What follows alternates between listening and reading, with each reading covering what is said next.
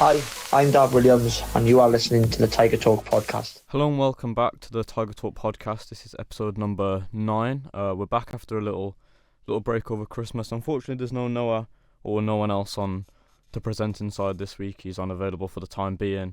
But yeah, it's a bit of a sad day after last night's loss against Walton Hersham. But hopefully, this podcast will cheer the listeners up. After episode 4, I think it was, we had Luca Davis and Amanda Reimer on, and that went down really well. So we've gone back to the women's team this week, and we've got Maggie Neall and Georgi Slanina-Wertz. How are you guys? I'm good. How are you? I'm good, thanks.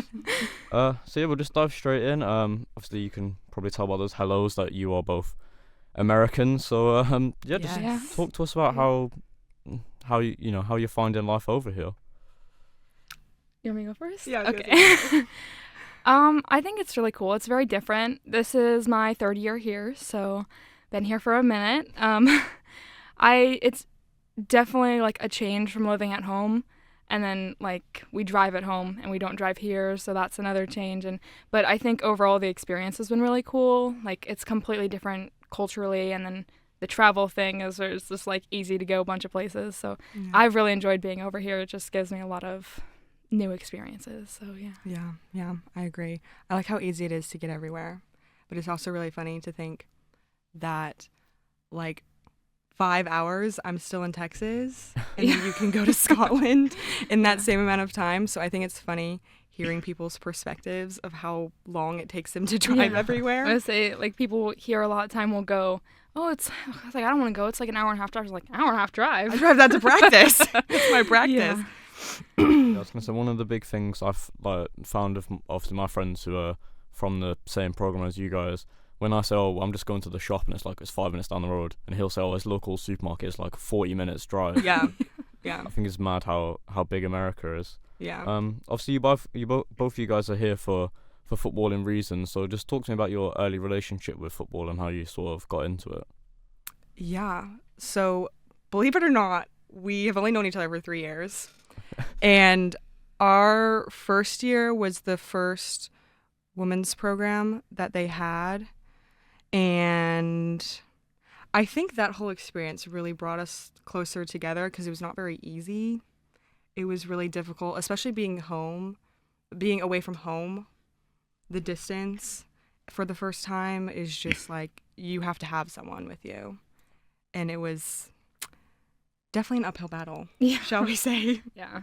It wasn't the first year for Gloucester City, but the first year that they had brought Americans over. Yeah. Yes, yeah. Yeah.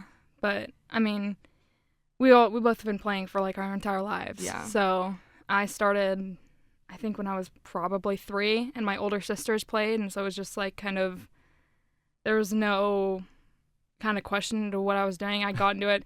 I'm pretty sure I told my parents when I was, like, little, I was like, they already knew that we were going to do that because we just showed up and we watched my sisters play, and like because we had been involved with it since like we were born, pretty much we kind of already knew how everything worked. So or me and my sister, I'm talking about, not us. We haven't known each other that long.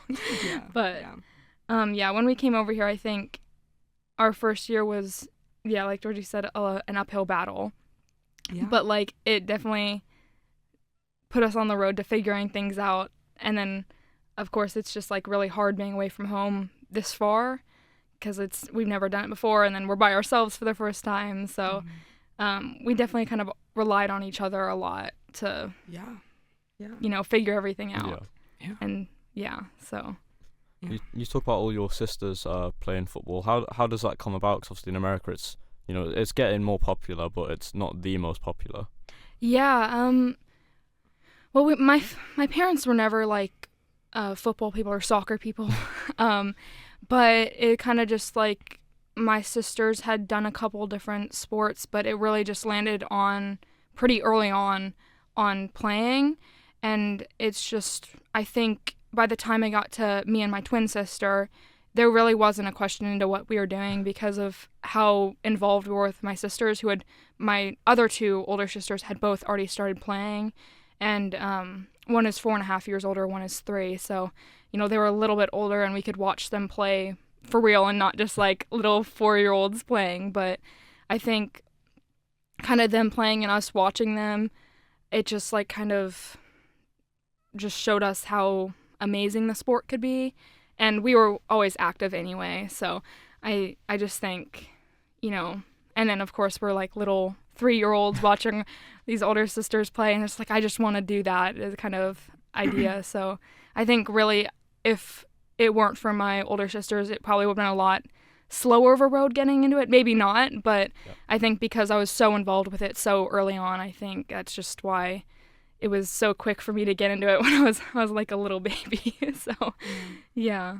And Georgie, for you, are you from a footballing family, or is it a completely new thing? For my parents, it was new. Like, my dad has always played baseball. Okay, yeah. And they were both from very small towns. And my mom did everything at the high school just because she could, like band, like she tried it all. So my dad was very athletic, and I have an older brother who did hockey, baseball, a little bit of football, some basketball. But because my dad had that like athletic background, he essentially made us, whenever we were all very young, there's 4 of us total, he made us all try like every single sport. So I've done basketball, volleyball, tennis, swimming, softball, hockey, soccer. Like I've done a lot. I've done a lot of sports. But it was whenever we got to middle school is whenever we were like, okay, we need to like hone in on one sport, and it was soccer.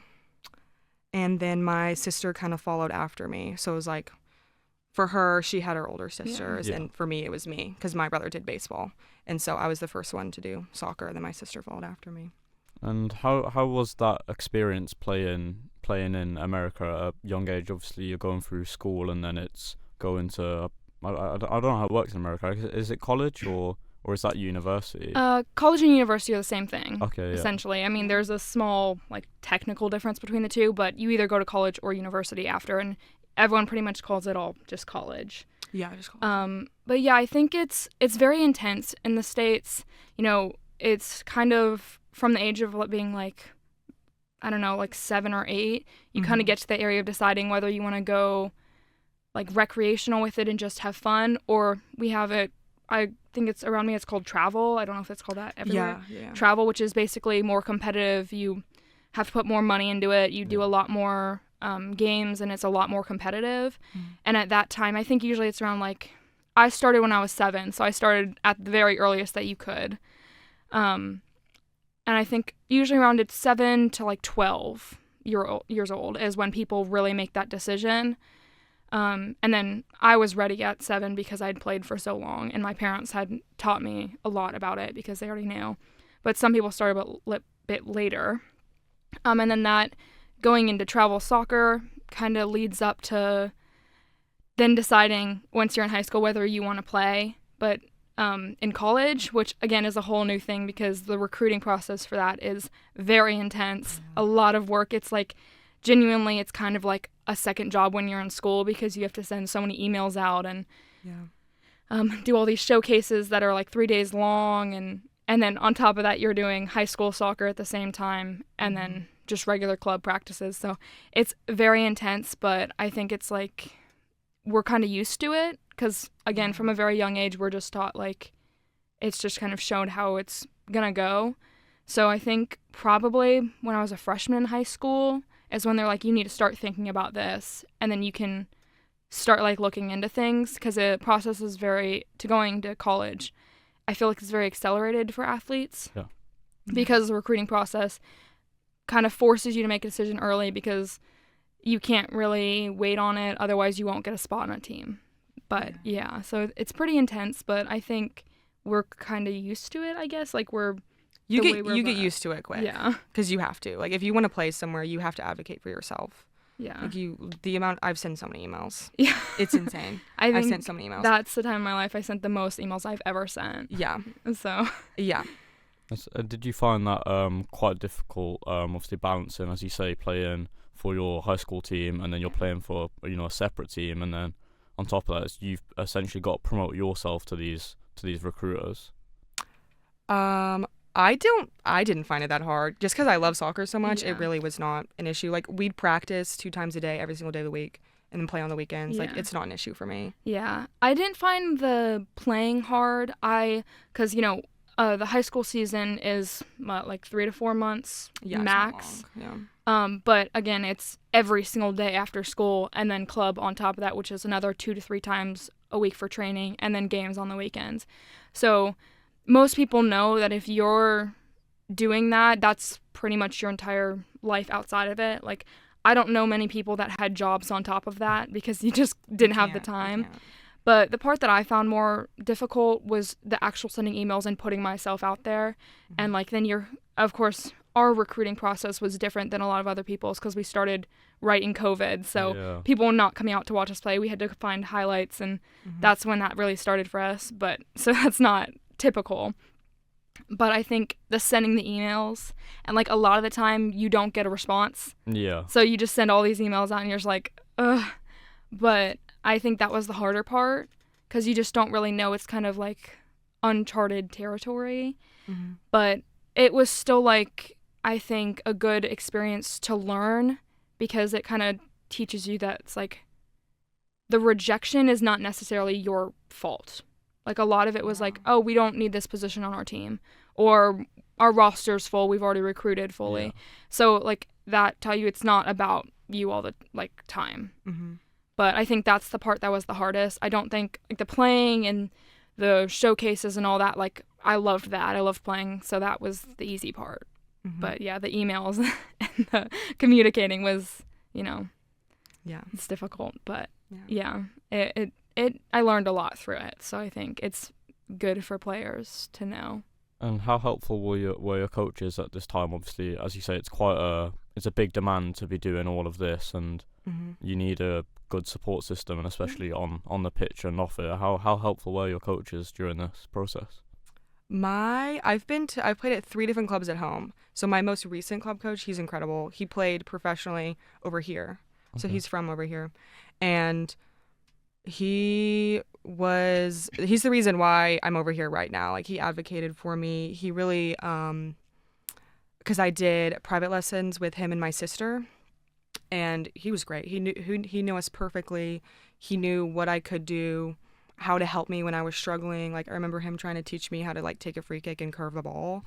It was beyond frustrating, but, like, he never put any pressure on me. Like, I never felt like I had to be at a certain level and it was terrible if I didn't get to that level. Like, he just let me be me. And when he allowed me to do that, that's when I played my best. And the way he recognized that was incredible. Like, he's incredible. I think I had a good group of coaches. I played at the same club my entire life up until I came here. And so I knew my last coach very well, and he had coached my older sisters, so, like, my family knew him very well. And I think I didn't fully understand what I could do with, like, my ability as a player.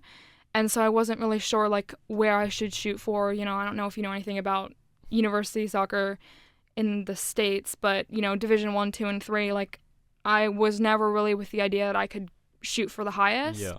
And so my coach was really like, this is something that you can do. And then, like Georgie said, I had other coaches that had taught me. I've had, like, small group session with them where the reason I can hit such a good free kick in these corners is because I was taught over and over again how to do it, and I practiced with the technique that these other coaches that I've had taught me. So I think just the whole reason I was able to think, like, oh, like, I can do it is because of the coaches that I had. And then I think my parents had a lot to do with it too, because, the idea of coming to England with a program that hadn't existed before was pretty scary. And then you're just like, well, what if it's not real? What if it's a scam? Like, what if it's not good?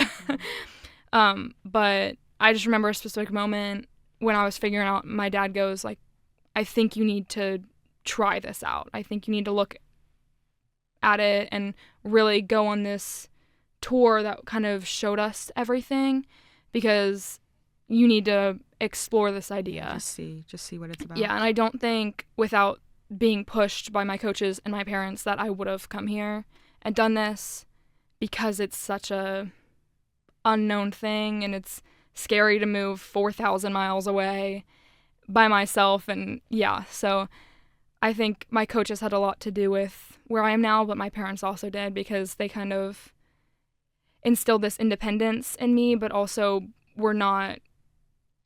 they'd never made any decisions for me.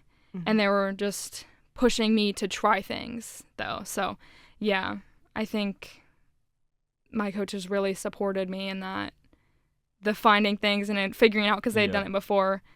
But yeah, I think I had a whole big support group with figuring out what to do at home. And I think that is the main reason I've ended up here.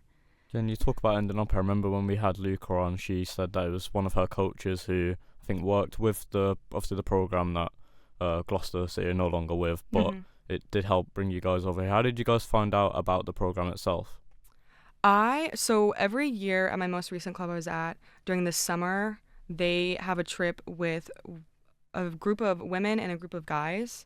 So we get all enough people together to where we have 2 teams. So we actually play over here against clubs. Yeah. And I got recruited by Chris seeing me. Like, I didn't know anything about that program.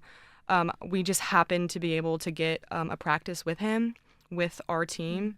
And that's where he saw me. So he really liked me. He told me that he wanted to see more of me. And then that's whenever he told me about the Thanksgiving trip that they had. So during that time, he invited me to go do that and just to get more of a feel for it. So Chris actually was the one who saw me. Yeah. Mine was a little bit different. I had this showcase that my team wasn't invited to do, but I wanted to guest play in, so I found a team somehow online to guest play with them, and I actually got recruited at a showcase to come to the Thanksgiving tour that we were on. Yeah. And so that's how I was. And I never really spoke to anyone in person. I just happened to be seen with this team that I happened to start playing with. So it was very right place, right time, I think, because I was otherwise not going to be in that showcase if I hadn't found this team that I was playing with. But yeah, I just kind of normal recruitment. I just got this email. I'm like, well, and it's kind of funny because my initial thoughts was, this isn't real. This is like a scam email, because it says you can come play for this team in England and have all this stuff. And I'm just like, I don't think that's real. Until I show my parents, and they're like, well, maybe look into it a little bit. But yeah, so mine was a little bit more typical, I think, showcase recruitment. Yeah. And how, obviously, it's always going to be difficult, but what are sort of the biggest challenges you found when you guys first came over here? Because it, as you said earlier, it's a big culture shift compared to the States. Yeah. I think because there was 8 of us, and it was a very surreal moment, because I talked to my older brother about moving into college, and he always said, moving into college over there is your whole family's included. You all help pack your stuff up. I remember packing hangers. My mom wanted all gray hangers, so we had to go through all of our closets and siphon through the gray hangers for him. And then you move in, you help decorate the room together. It's a very personal family thing. And then you get over here, and it's all 8 of us were picked up on the minibus and thrown out this house and said, okay, bye, see you later. Yeah. And so we're all just trying to, first of all, get into the house, and then having to carry all of our suitcases up 3 flights of stairs. We were in this tiny little flat that had 3 bedrooms, and I think there were only 7 of us there to begin with. It was not a house that could fit. No, it wasn't. It was a flat. It was not a place that could fit 7 of us. Yeah, but we made it work somehow. Yeah. So I think it was just trying to, how would you say, feel the girls out, see who's into what, who. And none of us had known each other before. Yeah, we have never met any of each other. So sleeping in a bed next to this girl, you have no idea what she likes. You have no idea what she's I know some of us had met before. George and I had met on the November tour, and then there were a few other girls that were on that tour, but there were some that were not. Yeah.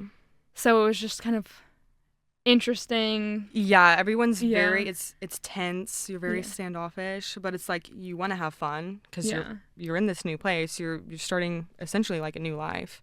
But I think trying to get comfortable with everyone is very hard for me. Yeah.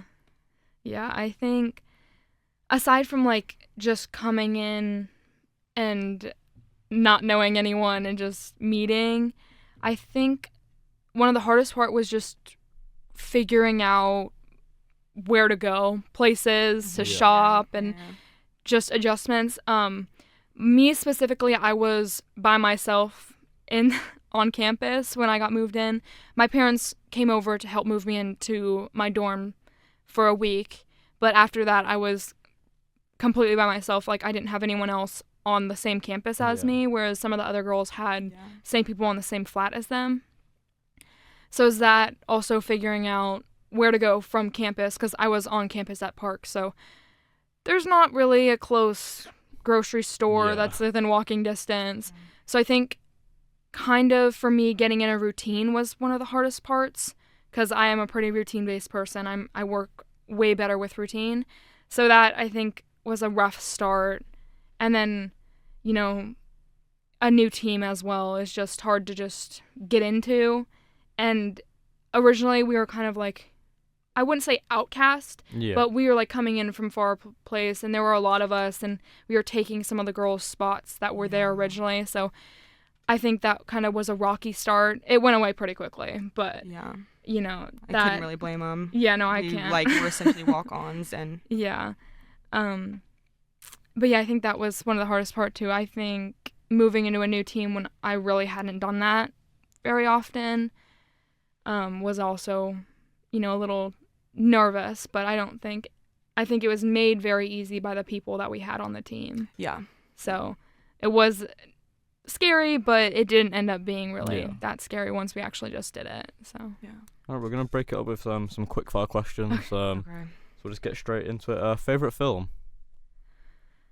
Oh, I don't know if I have one. So this will get us to stop talking. Let me think. Yeah, this is good. I really like The Dark Knight. Oh, that is a good one. I actually hadn't seen that until a little while ago, like a couple of summers ago. How dare you? I don't know if I have just a favorite one. Do you have like a favorite genre? Yeah, I do. I really like action movies, so I will watch those a lot. If I'm looking for something easy, I love a really bad rom-com. Okay, yeah. Like, it has to be bad. It has to make me laugh, because I cannot take them seriously, because sometimes they're so bad I just can't. But yeah, I don't think I really have a singular movie that I'm going to go back to over and over again. Favorite artist? Oh, I have a lot. I have a lot. Khalid is my current favorite music, so I would probably say currently right now is Two Hollis. Okay. William and Adriana know what's up. That's what I've heard from you. Yeah. That's my favorite answer we've had so far. I don't think anyone's gonna know who the hell that is. Do you know who that is? I like Two Hollis. Yeah. Oh my gosh! Yeah. Yes, that's awesome. Wait, what's your favorite song? Let's turn this around. Be quiet, Maggie. The grown-ups are left talking. Left or right? Oh, it's really? I don't want to say Jeans, because everyone's gonna. Yeah, I know. Everyone's gonna say Jeans. Is Jeans your favorite? No. I listen to his SoundCloud stuff, like unreleased stuff. But I've known of him for since 2019. Okay, I would say the past couple of years for me. This is, for anyone listening, this is like, I would be so shocked if anyone knows who this is. He's fire. Hey, my older brother and his girlfriend, he put me on him, and I saw him in Austin. In summer, and it was awesome. Honestly, that's the person I've heard you talk about the most. I have no idea who it is. I think his one with albums on like Apple Music and Spotify, Teenage Soldier is my favorite. Yeah. Well, if anyone's listening, it's really hit or miss whether you're gonna like okay, it or you not. have to try. You have to just listen to one. Just pick one. It's great. Maybe we can ask if we can get it on the pre-match playlist. Yes. Oh my God. Yes, we could. I'll try and put in a word. Yes. Again, I can imagine you just dancing out, and everyone's like, "What is playing right now?" God, it's so good, guys. You don't understand. That's definitely my favorite answer. Go-to karaoke song. Ooh, I don't do karaoke. Tequila. Oh gosh, I don't know. I don't really listen. Like, my music style is not karaoke music. It's not stuff that you go and like sing a lot to. I'd have to really think about it. Did you have to do an initiation song when you came over, or? I did one. I did one. I actually did it with Amanda, who was on your last episode with the We did, it was a High School Musical song. Yeah, it was... Breaking Free or something. Yeah. Like, that's not, I don't know if that's the name of the song, but it's the one that they do at the end of the first movie. Yeah. It was really bad because I cannot sing, and it was really hard to do because we did it on the bus back, oh my or God, the who almost coach. fell? Didn't The Holly coach. almost fall down the stairs? No, who was it? Lena. She fell. Yeah. She fell. when Fell she down the was- stairs on the coach. Yeah, we did Breaking Free because I didn't want to do it by myself, and I know the words, but I also think like if you go back to any like 2010 song, Yeah. I think most of them. Oh, those I are could do. easy. You're like, Those are easy. I think I'd go for one of those because I know the words Like to Katy them. Perry or something. Oh, yeah. Always goes down well. Yeah. Yeah. Favorite food? I think I'd probably say sushi because I just can go back to that, but it's very basic. I would probably say mac and cheese. Oh yeah, you're It's definitely mac easy. and It's a cheese. very American answer. Yeah. Favorite holiday or vacation destination? Vacation Oh, I destination. would say holiday. I was thinking like I was thinking like No, Christmas yeah. and Thanksgiving. thanks for saying the vacation. Vacation. My favorite was Hawaii. I'll go back every time. I went to Greece last summer. That's been my favorite. We've been wanting to go to Italy together, but the Yeah. times have not aligned. It doesn't But- work well. Yeah, but Greece has been my favorite so far. Where's one place you'd want to go? I would say Italy. Well, hold on. We have a list. we have a Wanna go to long Japan. yeah. Want to go to Switzerland. Yeah, like Iceland. recently I think we've been talking a lot more like Icelandic stuff because we Yeah. were looking at cruises and I was looking at specifically like Icelandic ones that went up. Yeah. But we have talked about Italy since we have gone on trips together. Yeah. Because, well, the one trip that we have done because we haven't really had time for the other ones. Yeah. But- not a lot of time. Yeah, we went to Edinburgh our first spring break together. Yeah. Nice. That was nice. But yeah, I think Italy is the one we've talked about the most. yeah. but and The more we Switzerland. talk about it is like Switzerland and like everything kind of around. Yeah. Anywhere. Yeah, anywhere. Italy's very nice. Yeah.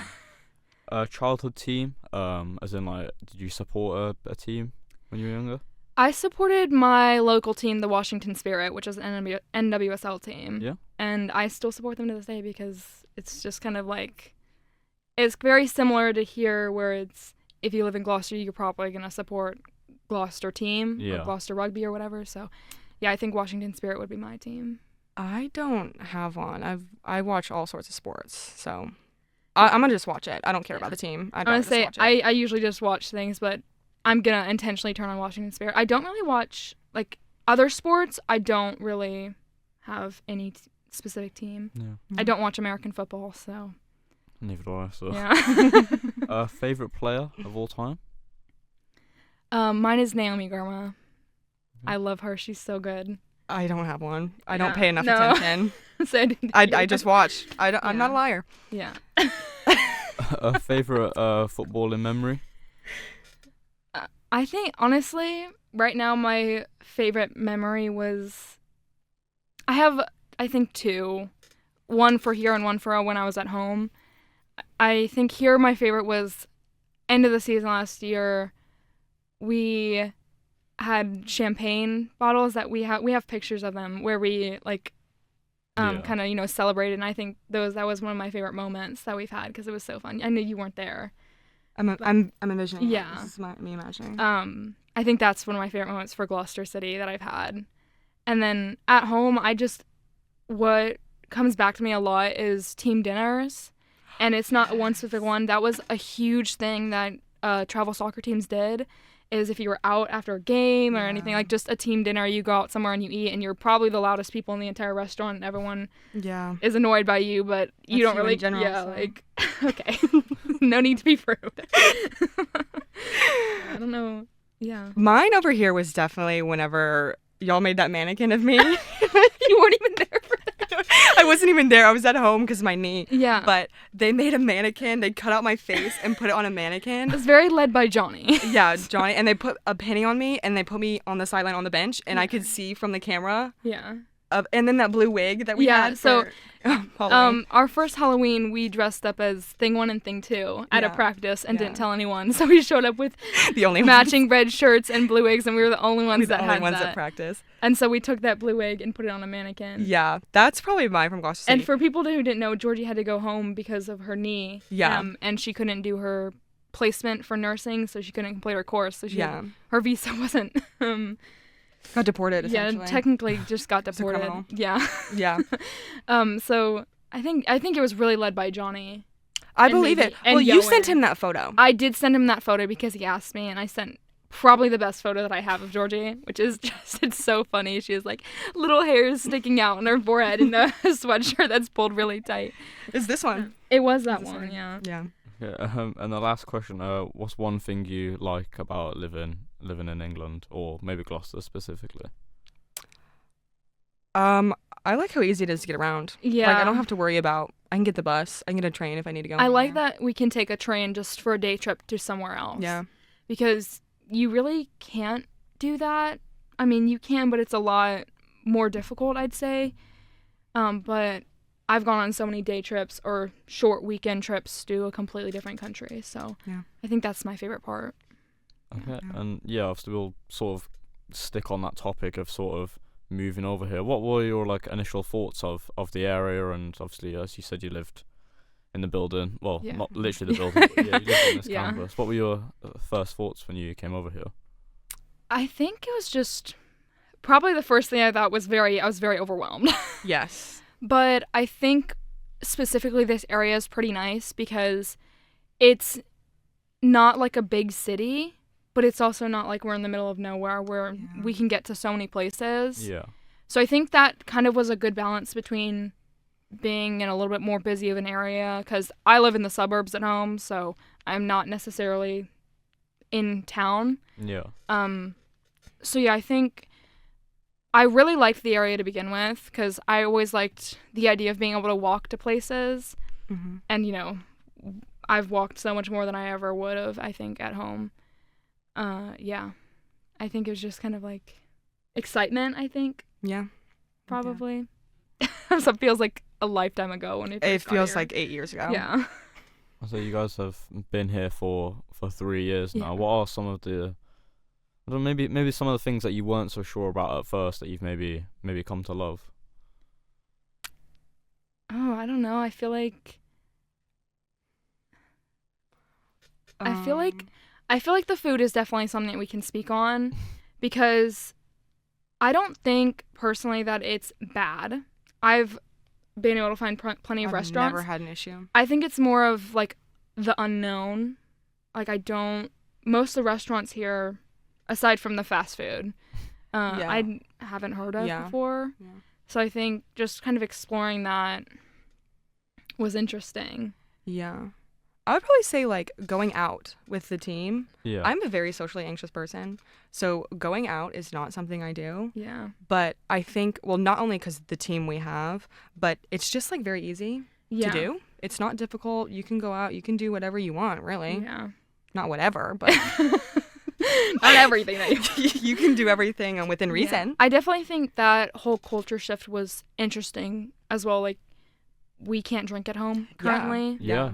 And like going out and going clubbing and that sort of thing, which Yeah. we don't do often, I will point out. Yeah, that's That's not a a very regular occurrence. It's a very once in a while thing for us because we're tired most of the Yeah. time. But going out and ordering a drink and that sort of thing wasn't also an Yeah, I interesting like to be shift, able to do that. Yeah. which we didn't start doing immediately, but we have this year gone out a lot more because of the team that we have, I Yeah. think. Mhm. I think they've really pushed us to kind of go out more. Yeah. And I love being social a lot more than Georgie does, I think. Yeah. So a lot of the times if we're going out, I'm like, come on, Georgie, let's go. And she doesn't want to until we're there.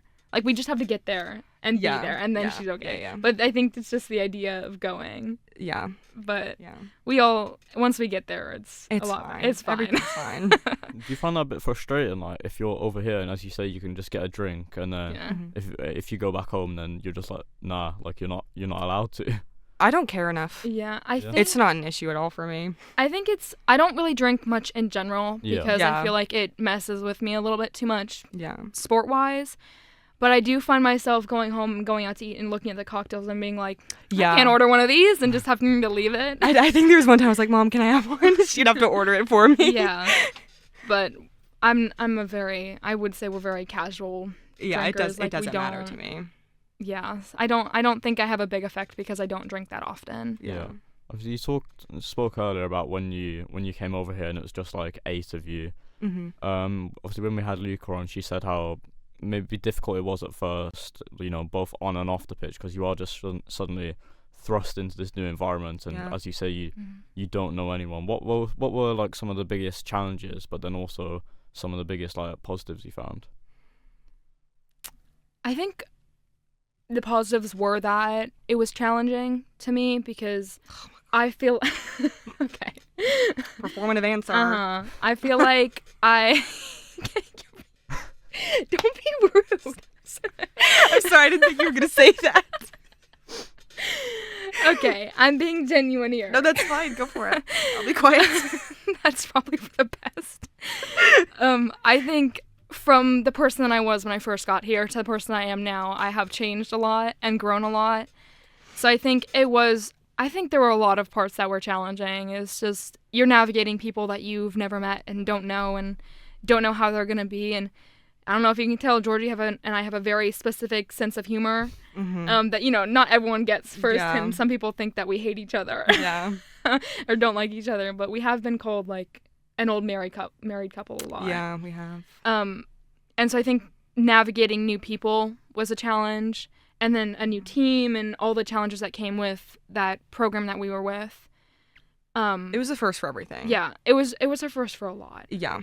And I just think just having to go through those challenges, to me, had changed me a lot and made me more mature and made me more independent. Easily, and because we had to deal with a lot that other people wouldn't necessarily have to deal with. Yeah. So I think that, for me, is one of the big positives because I feel like I had grown a lot from it. And I think, personally, like, we both were doing it kind of together. Mm-hmm. But that first year that we were here, we were not together because she lived in Gloucester, I lived in Cheltenham. Yeah. So we were apart a lot. But, yeah, I think that's probably one of the biggest positives for me is that it just gave me that ability to kind of... It, like, forced us to be independent. Yeah, it forced us to kind of almost stand up for ourselves a lot and advocate for ourselves and not just almost take what was given. We were kind of always pushing to be more and have better things for Annoying. ourselves. Yeah. But yeah, I can imagine we were pretty frustrating. I think it's fine. Yeah. But I think that kind of taught both of us that, we just kind of have to keep fighting for ourselves and what we want and not like annoying, like, I want this, but like just things that we deserve. Constantly advocating for ourselves and being frustrating because we never shut up about it. And even, because it's what we it's what we deserve. Yeah, just kind of what we deserve. Yeah, just kind of what we deserve. that sounds bratty. It's not bratty. It's not in a bratty way. Like, this is the things that we were supposed to be given, I should say. Yeah. Like, things that we were told we were going to be given that we just had to fight for. And I think, just fighting for things that, and weren't just settling, I think. Yeah. You said there about, like, you're facing a challenge everyone had to face. Obviously, I moved here for uni and I found, all those struggles of living with new people and you don't really know anyone. But then I didn't have the challenge of playing in a completely new football team with like all these random people. What was it like, sort of that first training session with the team? If I can remember it. It's like, I'm having to reach back. I don't know about Georgie. I feel like I get comfortable pretty quickly because I am a very confident person in playing and I'm a very natural leader, so I'm not trying to go and be like the leader of everyone, but I just kind of am pretty outspoken in general. But I think the first couple weeks, I was pretty quiet, and I just wanted to let my play speak for itself. But I think it was kind of tense. Like we said at the beginning, we had upset a lot of people just by coming, I think, just because we were kind of pushing them out of their spots, which I understand. I'd be upset too. We're coming in from nowhere, and they don't know if we're good enough to even do that. Yeah. But yeah, I think it was probably pretty tense from what I remember, but I think the girls that we had even then realized really quickly that we weren't doing that just to do it. We were kind of having our own experiences, and they were all great. So yeah, I don't know what it was like for you. I think it was probably challenging just trying to find our playing styles together. Yeah, just trying to merge and actually like be a cohesive team. But I mean, I think soccer's great because you have to be independent and you have to adapt very quickly. Yeah. So yeah, and you kind of are taught that in the States a lot, that you're never guaranteed to be on the same team almost. Yeah. That you have new tryouts every single year with new groups of people, and You have to work for everything. Yeah, you really don't get a chance to be complacent. Yeah. So I don't think it was too difficult going into the team. We all knew that we were going to have to prove ourselves. Mm-hmm. I think it was more just like kind of finding that mesh. Yeah, actually. That was difficult. Yeah. But I don't know. I feel like maybe it was just the first session was going to be pretty... It's just a little nerve-wracking. Yeah, just a little nerve-wracking. Yeah. Yeah. I've had friends who have gone the opposite way, have played in England and have gone to America, and the big thing I was told was that playing here, obviously it's like really physical, and then going over to the States it's much more technical. Did you guys sort of notice that difference when you came over here? Yeah, I definitely think I noticed that at least my team in the States, they focus a lot more on, I think, speed of play. Yeah. A lot. Like, you have to be fast, you have to play fast, and thinking a lot. I don't think that's not a thing here, but I do think the rules are different. It's drilled into it. Like, every single time we'd practice, it's always some sort of, like, very short, quick, technical passing.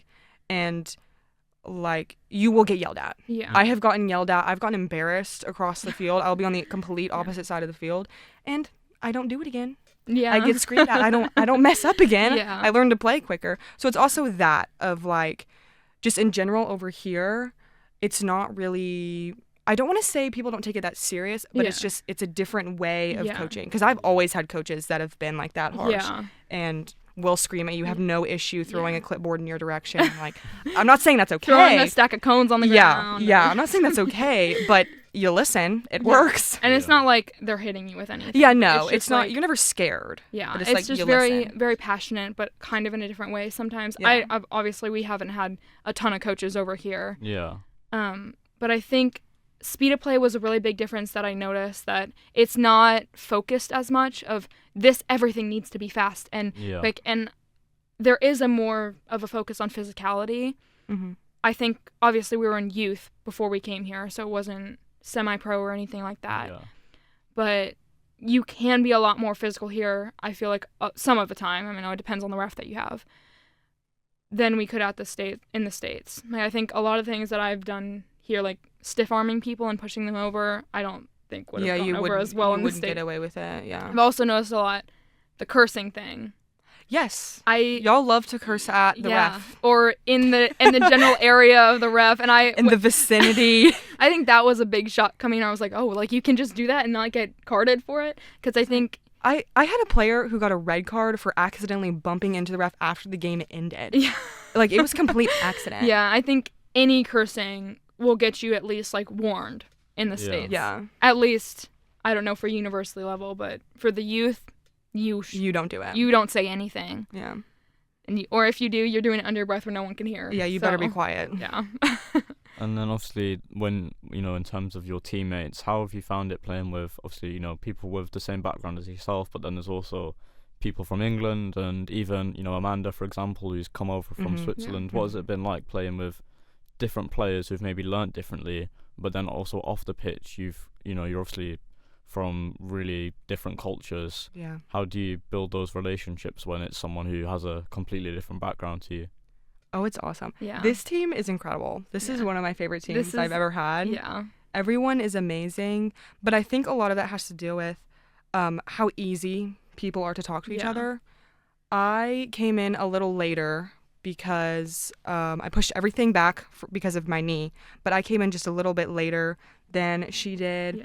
Luca was here too. Yeah, Luca was here first. I Yeah. came a few days after her. Yeah, but the first time I had seen everyone, all the new girls, we were on the coach, and I walked in, and it was like I had seen them. It's like I'd seen them before. It was crazy. I knew no one's name, and everyone knew my name just because she was here. Yeah. And because I don't stop talking about her, apparently. you don't shut up. Yeah. But yeah, everyone is incredible. Yeah, I think, personally, I think this is my favorite team I've ever been on. Yeah. And it's just because I feel like on field I learn a lot from them. I try to learn from everyone that's around me, but I think because it's such a different, they've grown up playing a different way than I have, I get to see a whole new perspective of how things work and ideas. And a lot about us, we are very talkative about, like, halftime, in-game. We're always communicating on what we want from each other. It's very open-minded. Yeah, and it's never like, well, I'm not going to do that. It's what what do we need to work on? What do we want to see from each other? And so we always are talking to each other and figuring out what's going to work best. And if a different playing style, if we want to try something new in a game where we're passing differently or, making runs differently or something like that, we always talk about it. And I feel like that's been a big learning point for me. I feel like I can learn from every single one of them. And then off field, they're just like the most fun people I've ever been around. And they're so open to, just letting loose and not like feeling embarrassed. And we went to a bingo before Christmas, and that was new to us because never been to one of those like bingos for grandmas. You don't really have a bingo like that. And so that was a really cool experience for us, and we were just like... It's also great because that entire night, it was our first time doing that, and they all knew that. Yeah. And it was constantly, are you okay? Yeah, like... Do you want to go home? Is everything okay? Do you feel all right? Like, and it just stuff like that just helps so much on the Yeah. field because you can go up and you have no issues making mistakes. Yeah. You have no issues saying, hey, I need this from you. Yeah. Just because they care off the field. Yeah. And Go I ahead. think... Sorry, I'm No, kind go of ahead. interrupting. I think the Cheltenham Town game that we just had was one of the best showings of us as a team because, I mean, if anyone watched that, you saw it wasn't like a pretty game. Yeah. It wasn't pretty football by any means. But we went out there and we're like, you know what? We have no expectations for this game. This team, they're 2 leagues above, and I think I said to everyone while Fliss was talking to the ref, I was like, let's just go out and give them a game. There's nothing to lose. Let's defy their expectations that we're going to be easy, and let's just put up a fight. And we did that, and I think that was the best showing of us as a team, and it's just let's go out there and have fun and work together and be there for each other. And I think that kind of was the best, like it showed how we are off the field as well. Yeah, I'm gonna get onto that in a little while, Okay, but I just want to take you back to the start of when you came over. You guys finished 3rd in the league, I think. Yes. And you, Maggie, got her Player of the Year. What was that first year like? On the field to get that sort of recognition at the end of the season. Honestly, I think that was probably one of the coolest things because from other people, like, it's also a really cool award to get, but I think because it was from all the players around me and my entire team that had voted for me, and I just felt, I don't know, I think it was just kind of surreal because I think so many people could have deserved that, and I remember voting for those, and I was like, oh, I just don't know who to choose as player because it was that season was so hard for many reasons. We had like some inconsistency in the players, and I think just that recognition was kind of surreal because I wasn't really expecting that. I wasn't expecting any award, but it felt, it just feels good to have that happen and know that all the players around me kind of, I don't know, appreciated the work that was into it. But yeah, I could have given that to so many people that season because that was also one of our harder seasons, I think, because we had a lot kind of going on during that year. Yeah. But that recognition, I think, is one of the coolest moments that I've had in that awards night. Yeah. Did you feel the same, Georgie, in the sense of it being a really difficult year, or? Yeah. The reason why we're so close is because of that year, just because it was so hard for us. Yeah. And I truly think if I did not have her and she didn't have me, we would not be here. I think I would have gone back home. Yeah. I mean, Georgie also got you also got an award that night. What was the? It was the coaches player of the year. So yeah, that was also cool that we both ended up with something like that because we had also both worked really hard to learn everyone and kind of be there and show up every day. And again, with everything else that was going on, we had both worked so hard. So I think it was deserved. Yeah, it was deserved. It definitely was deserved. But I think it was just. It's also just getting an award is cool in any way. It's nice to know people see you and understand your efforts. Yeah.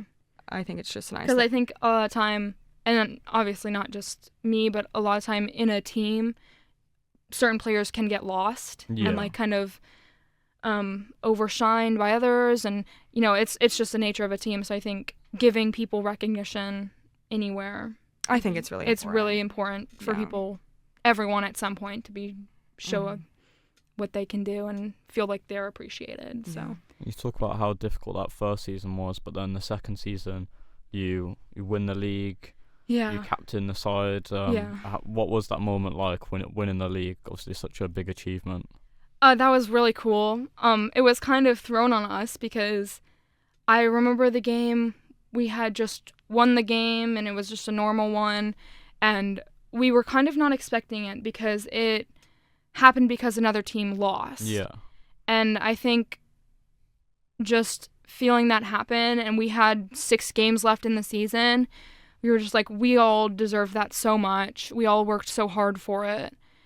But I remember that moment in the locker room where it was just, we all were celebrating and throwing water balls around because we didn't have any champagne or anything like that. So there was water everywhere in this tiny little locker room. I think the second season that I had was hard for its own reasons, but it's a lot easier when you're winning all the games and you don't have like life's fun when you're winning. And then of course we had a great team and everyone worked so hard that season as well. So it was very deserved last season winning that. And I said in another interview that captaining that team was so easy because everyone worked so hard, and there wasn't really anyone that I had to be like, well, you need to put more effort in because everyone was working so hard. So it was like one of the easiest teams I've ever captained. So. Yeah. And obviously, Georgie, for you, it was a bit of a difficult season on a personal note with your knee injury. Just talk to us about, what that was like to go through. And obviously, it's a bit different. It's one thing to go through it when you're at home, but then if you're going through something like that overseas, it's a big challenge, isn't it? Yeah. It was crazy. It was crazy. It was a journey, and it still is a journey, because I had initially got injured our first season 2023 December. That's when I first heard it. Went back home for Christmas break. I couldn't walk on it. I heard it pop. I dislocated my knee, and then I tore my MPFL. Yeah. But I didn't find that out until very recently. Yeah. So that happened, and then I went to the ER during that game. Incredible behavior from everyone. The team, David, literally everyone who helped me that day. Went to the ER. I had told them what happened, and then the doctor was like, oh, a pop can mean anything. Like, that doesn't necessarily mean anything. And I'm like, you sat there, and I was crying. Rakia, she's a girl that used to play for us. She was with me that entire time in there. And I was crying when he was trying to take off my sock. And I'm like, I don't think this pop can mean anything, by the way. Yeah. And then I was like, whatever, because I was going home for Christmas. And then I went home for Christmas, saw a doctor. He did the special test for a torn ACL. He said it was torn. And then another doctor came in, and he said he did the same thing, said it was torn again. And I was like, all right, well, this sucks. Yeah. And then I had explained what happened at home because I was told to stay on crutches, so I wasn't walking. And then he told me, well, you should have been walking. And I was like, well, I didn't know that. And then that doctor was a little difficult too, because he didn't do a very good job of reading the room. Yeah. Like, he was trying to make a joke, which I get. Like, trying to make lighthearted jokes when someone's upset it's an easy thing to do. But it wasn't the time, and so that didn't really help a lot. And then he had said, well, you should have been walking on it. And I was like, well, I didn't know I should have been walking on it. And then the results from the MRI came back. He said I just dislocated it. So I was like, okay, fine, whatever. Went back over here, rehabbed, trained. For months. I think it was like 8 or 9 months. I had played on it for a year. Yeah. Johnny had taped it every single day, and I was like, this is not feeling any different. Yeah. I'm constantly... I think it was beginning of, like, a couple months into last season that you were like, it's still hurting everything, doing everything. Yeah, nothing is helping. Nothing is helping. Yeah. And then Johnny was like, you know what? Go back again over in summer and get another MRI. So I got another MRI from the same guy. He told me that the exact same thing. I had just dislocated it. I was like, well, I'm telling you, like, it's not feeling any different. And then, so he kind of ignored me, went back here. So second year, I could not get through a training without falling. Yeah. Like, my knee would not hold me up. Yeah. And so Johnny looked for a specialist over here in Bristol. So he went to Bristol. He did an MRI. He said, okay, you tore your ACL.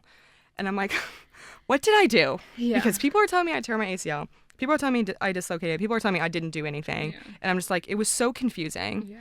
But that doctor was great because he sat there and like I was able to explain everything, how I was feeling. I'm like, something is not right. Yeah. But I was told I tore my ACL. So then went in for that. We went in for the surgery. Yeah. I went with. She was there. Your mom was there. My mom was here too. So my mom came over and I didn't tear my ACL. Yeah, so it was really crazy because we were expecting the surgery to take like 2 hours, I think, or something like multiple hours. And then she was gonna have to go in after and sit like not in her room.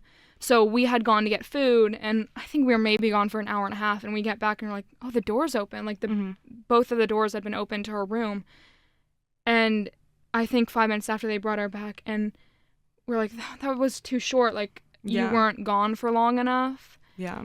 And so we knew something like that was really fast. Yeah. And I think they came over and I don't think the doctor told us. I think Georgie was awake, very loopy, but awake.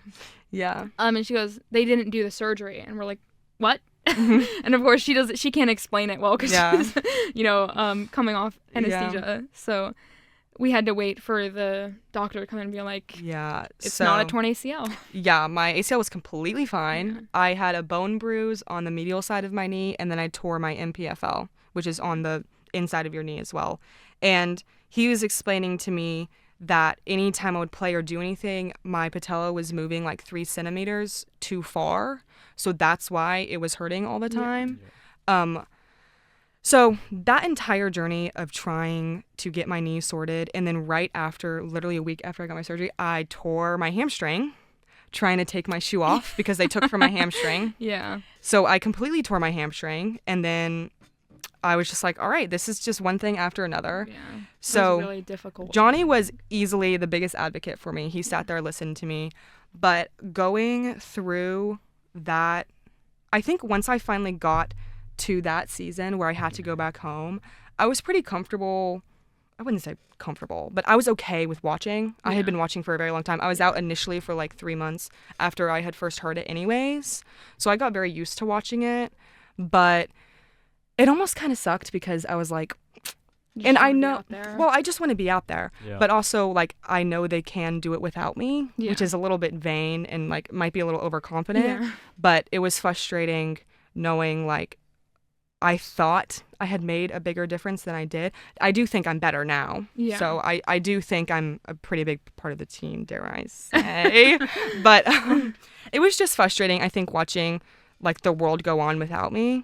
And I think that would be frustrating for anyone. Yeah, and I think any injury is hard, but I think because yours was so prolonged, and there was also that thought of, well, this would have been shorter if I had been listened to. Yeah, if they had heard her and really looked for something and found it the first time, because it was essentially doubled the amount of time it took. Because the original recovery of the injury was what, like 6 months? 4 to 6 months. Yeah. And not the ACL, which was 9 months. So she does all this rehab just to have to go back on it. Yeah, do something. So I think that also made it a lot more difficult. Yeah. But yeah, I think it's just because Johnny will listen to you, so I think that he is a big reason that easily you were able to figure out what was actually wrong with it. Otherwise, I think it would have gone on and you probably would have gotten injured worse if he hadn't really listened. Yeah. I think an injury, obviously, for any player is difficult, but I think especially when you're in, like a unique situation like this where right, I've only got like three or 4 years over here. Yeah. And then you're like, oh, great, that's 3 to 4 years of playing to look forward to, but then it's, that's being taken away from me, and obviously... Yeah, I will say, I knew what happened the second it happens. Like, I've seen a ton of my teammates tear their ACLs, and like, they always say when you know, like, they're not lying. Like, you know. Yeah. I heard it. I can describe everything that happened to me. But I think when I had first, like, hit the ground, I was like, it's over.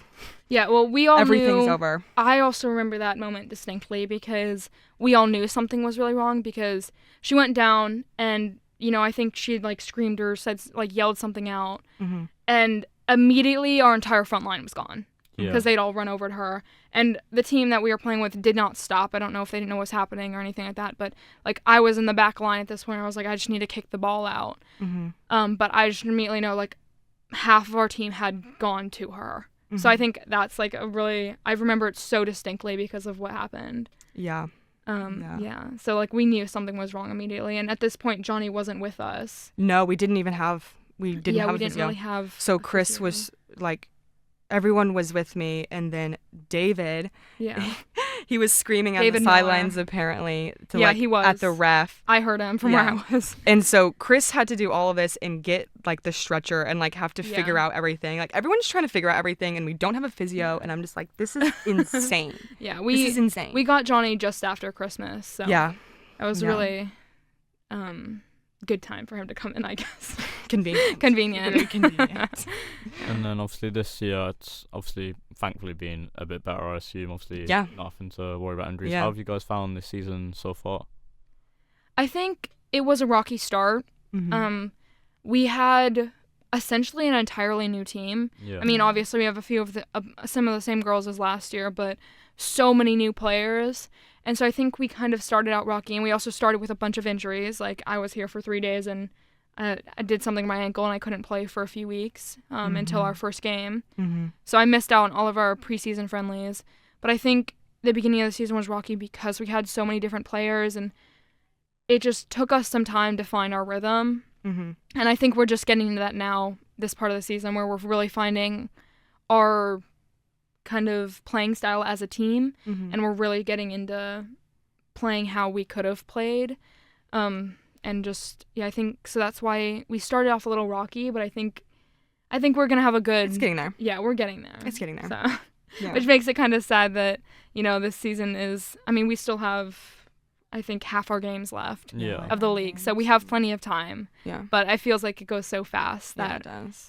We always want more time to come together as a team. And then, of course, having so many Americans come in, so close to the season starting was also, like... kind of slows down that start when we could have started earlier. But I think we're getting there. I think we're getting to where we can really show who we are as a team. Yeah. And obviously there's been so many historic games this season. You had that FA Cup game against Portchester. Just talk to me about like what that day was like, because obviously when we had Luke and Amanda on, I think it was before the game. So what was that day like? Obviously, you're in the proper rounds of the FA Cup. It's quite a unique experience. Yeah, I don't know. Dare I say, it felt just like any other game. Yeah. The FA Cup, I'm not trying to sound mean or anything, but it really doesn't mean anything to me. I don't understand how big of a deal it actually is. Yeah. So I just think it's fun. You have more people out watching. Yeah. Everyone's a little bit more excited than they would be for a typical league game. Yeah. So I think it's just that environment of everyone knows it's important, and so everyone's more amped up, ready to go. And plus, I just like having a bigger crowd. Yeah. Having a bigger crowd's always fun. Yeah. I think for me, again, I don't think I let nerves get to me very much. And something like that, I was just like, this is so cool. Yeah, I'm just the first time to be there. And we were both here the first 2 times where we made it to third round qualifying and did not make it through our first year being Moneyfields, which was a good game as well, which was probably one of the hardest. To play against, That was a really fun game because it was just hard and we hadn't really experienced anything that season that was that difficult. But I think just kind of getting to the first round, and we had pulled a team that wasn't going to be the hardest. It wasn't the easiest, but it wasn't the hardest team that we could have pulled. So it was like we went into it thinking like we have the opportunity to do this. I do think the nerves got to our team a little bit, and we didn't have the best showing. Yeah. But I think overall the experience by itself was just a really cool experience. And I remember that bus that coach ride over, and we're all just, it's such a fun experience on the coach every time. Yeah. But I think we all kind of just took it and we were just like, we're just going to go play. But I don't think it was our best showing. No. I think we definitely, if we played them now, I think we would be able to kind of have a better result. Yeah. But yeah, so it was a little bit disappointing after because, we were like, I feel like we could have done this. I feel like that wasn't our best. But I think just getting there was an accomplishment. Yeah. Yeah. And then obviously, there's more historic games, that recent game against Cheltenham, and you scored that incredible free kick. Just talking about that day, because, I'm sure you'll now know, and, I sort of found out how much a game against Cheltenham means to, everyone involved with Gloucester City. I think I walked into that day with the least amount of nerves I've ever had, because I knew, especially with the other teams that we've pulled in this, really cool group that we have. Awesome, super awesome we got group. Probably all the hardest teams that we could have pulled in that group, which, again, by itself is just going to be a cool experience to go play these teams that are, so good. I think I walked in with no nerves because I was like, I'm just going to focus on showing the best that I can. Mm-hmm. And I remember walking up that freak and I was like, well, I went up to Fliss and I said, I think I can do this. Like, I think I can score this. And I don't think I said score. I said, I think I can do it. And she gave it to me and I just took a breath and I was like, what, I'm just going to do what I've been taught to do with this type of thing when I've practiced this free kick. And I just hit it and I didn't put any pressure on myself to score it. I just said, I'm just going to do it. And I think that was a really cool experience because I don't know. I wasn't expecting to really get on the score sheet because of our plan that we had walking into the game. We were planning to just hold them off for as long as possible and not let them score. Yeah. So to have that opportunity. And to be the first team to score, too. Yeah. Like, we were winning at a point in that game. Yeah. So, yeah, I think just walking into that was a cool experience because we were playing this team that's tier 3 and, we wouldn't be able to play on that team right now anyway, like a team that level, because of our visas that we can't play professional on a professional team here. So I think just being able to play them and being able to play the other teams that we're going to play in the future. Yeah, it's exciting. It's exciting. Yeah. And then, unfortunately, Georgie couldn't play in that game. Because it's fine. It's fine. Has a long list of things that she's just going through. But the next ones are going to be exciting, and I think having her. We're going to do our celebration here soon. We have celebrations that we've had ready that we can't use until until we got to score. But the Cheltenham Town game was just cool. Yeah, and then you did get to play in, our most recent game, and you got joint player of the match. Yeah, it's whatever. No big deal. How does it feel? Like, obviously it's only one game, but as you said before, it's nice to be recognised. Yeah. And oh yeah, easily. I was very tired. I think you were expecting it. I was not expecting it. No, I did think I did very well. Yes. Ever since I've been injured, I'm just like, I know what it's like to have the thought like, oh, I might not do this again. So really, every time I go out there, I'm like, I'm just gonna do the best I can, and I have no reason not to. So I think I was just like, he also trusted me on the left side of that back three. Yeah. So I'm like, well, now I have to really step it up because there is respect to me. So I have to be able to perform, especially for my team. So I really just went out there and I was just like, I'm not going to get beat. There's one thing that you're not going to give up either. A few things that my dad had said to all of us growing up is just like, do not get beat. Do not get beat. She will not beat me. She will not beat me. So it's just doing that, or the little engine that could is where he goes like, I think I can. I think I can. So it's just like the mentality is like that. Is like, I will not get beat. She's not going to beat me. Like, I'm going to give her the hardest game as possible. Yeah. So really just that mentality for me is great. I think we're very similar in the way that if we're getting put on the field, it's not going to be, oh, well, I don't want to play this position. Or I don't want to do this. Yeah, I'm not going to go out there and half-ass anything. Yeah, anytime we just go out, we're just like, we're going to work as hard as we can, like whatever we have for the entirety that we're on the field. Yeah. And so I think that's kind of a lot which contributed to you receiving that well-deserved. Yeah, no, and that meant a lot because it's people see you and they understand what you're doing. And it was your first 90 minutes. My first 90 minutes, I was like, that honestly couldn't have gone better. Yeah. Besides how my hips and knees are feeling, that field was terrible. Yeah. That field sucked to play on. It was hard. It was just terrible. A lot of pressure on the knees, but it was good. I thank everyone who goes out there and recognizes me because I need a team to be able to do that. So. Yeah. And then you said, obviously, it's just over half of the games left this season, what are the sort of goals as a team, but then also on a personal level for the rest of this season?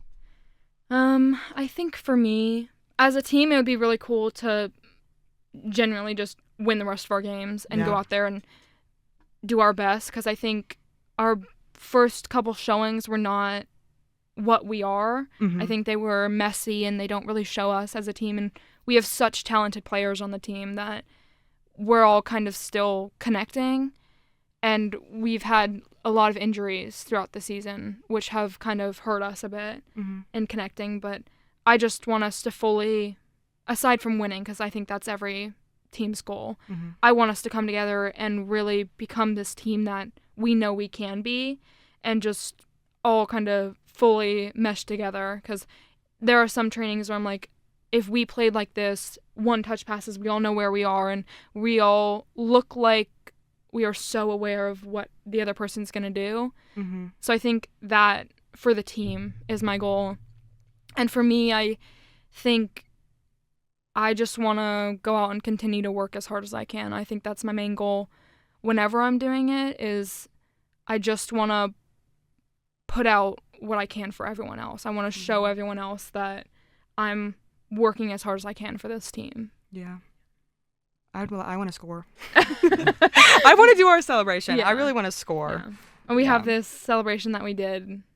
Oh gosh, when was it? First year. Our first year, which is one of my favorite photos ever. And I don't think we can find a celebration that'll top that one. It was when you were injured too. Yeah. So. Yeah. Yeah, and I remember you telling me that you shoved someone out of the way to get on the field after I scored. Yeah. I hobbled over. Yeah. It was fine. It was worth it. So just score some goals. That's Yeah. That's the aim. That's it. That's all you want. That's all I want to do. Yeah. I'll just poke it in. Come on, give us something else. You can't have more. That can be the only thing you want to do. And then, to end it off, we'll end off with a section called Team Talk. So I'm just going to ask you a question, and then you just have to name someone in the team. Okay. So the first one, dressing room joker. Oh, that Holly. has to be Holly. Holly. Yeah. And I'd also say Dix probably too. Yeah. Dix and Holly. Yeah. Yeah. Dressing room DJ. I think Fliss is usually on Yeah, it. it's Yeah. Fliss. Yeah. Yeah. Do you guys enjoy what she plays, or? Sometimes. Yeah. I'll just put my songs up next. Yeah. Most of the time, other people add things in. There's like every once in a while. I think it was like our last Skip. week. She put a song on. And everyone's Skip. like, "What is this song? Can we skip?" But most of the time, it's really good. Yeah. The best technically. I think Sach is really good technically. I think Lexi is kind of not recognized as much for technicality, but I think she's really good as well. Yeah, she's very confident. Yeah. Is there one player that surprised you with how good they were when they joined, or? Oh, Maggie, easily. Okay, that feels rude. That feels rude. You wasn't rude. You didn't surprise me. I think I will say I think Lexi surprised me a lot. She's very quiet. She's very quiet, but if you let her get the ball, she's hard to defend. Also, I want to call out Liana. Liana is a new player. Yeah. But she has really blended with everyone, Yeah. and she is very. I have defended her in like practice. Or training. Sorry. She's hard to defend because she just is constantly moving. So yeah. Yeah. Best fashion sense. I don't see everyone Yeah. outside I of don't know. practice gear a lot. I think Rox is pretty good fashion sense, but Yeah, I was thinking I just say Rox. I see her other outfits more than other people. So. Yeah, probably rocks. Yeah, I think Amanda could probably say she has good fashion sense from what I've seen. Yeah. It's hard to see because we don't really see them out of their Yeah. like soccer practice clothes stuff or a lot. practice stuff. Yeah. Well, the next one is worst fashion sense. So is there any outfits that you might have caught a glimpse of that weren't very good? I'd probably say Georgie. That's the worst Right. one. Okay. Okay. Cool. Yeah. Yeah, I see her okay. outfits the most. Right. Okay. Notice how I'm laughing? Yeah. Right. No, I don't think anyone has really bad fashion sense. I feel like. There are Yoan sometimes does wear some Oh yeah. very disgusting outfits. He wears like Birkenstocks. No, I understand. Okay, you looked at me confused, and I just like, and he sometimes wears really short socks. Yeah, he's Like- cankles, like- so we don't. So I don't yeah, like to look I at like them. that answer. That's a good one. Thank you. Yeah. Okay, He's not gonna like that. A WSL prospect, like who's someone you could see Me. playing? Okay. That's fine. Next one. Okay. Self- No. Next question. No. Next one. No. Gosh, I gotta really think. I mean, I think Sach could do that. I think any of our. I think anyone. I think anyone could do it if they worked hard enough. Honestly. Okay. We're glad to know that you're Yeah. humble, Georgie. Yeah. Thank you. No. I try to be. Don't listen to her. I think everyone but Georgie could do it. And Well, definitely not you. The so. final You can make it question: much. who's your best friend on the team? Oh, that's a good. Oh my god. I don't have one. Yeah, no, I don't think I like anyone enough. No, I don't. I really hate a lot. No, of people. obviously, I think people can tell. You have a hair on your face. Thank you. Me and Georgie. Georgie and I. No. Maggie and I. Okay. I am my best friend on my team. Mia is my best friend on my team. Anyway, Yeah. I think we have. Us too, yeah. Yeah, I think we'd be called the best friends on the team. Yeah. Yeah. I think that's a Yeah. really, really nice way to end off. Before we go, we ask it to everyone. Who's one person or anyone that you'd like to see us get on the podcast next? I think Holly would be really fun. Holly would be fun, yeah. Yeah, I think if you got like Holly and Fliss. Fliss. Holly and Fliss, yeah. Holly and Fliss would be really fun. Yeah. I think. Yeah. Yeah. Them together is fun. Mhm. Yeah. So if you can put a little word in for us, for Okay. Holly and Sure. Fliss to come See. on then. Sure. We'll Yeah. we'll maybe see them on in future. But thank you everyone for listening. Obviously it's been a bit of a break since the last one, but hopefully you've enjoyed. Hopefully you girls have enjoyed Yeah, Come thank on. you. Yeah, for thank having you. us. Thank This is you. fun. going for an hour and 15. So we've been going for a while. Yeah. Yeah. Sorry. Thank you We everyone do for like listening. to talk. Yeah. See you all in the next one. Bye bye.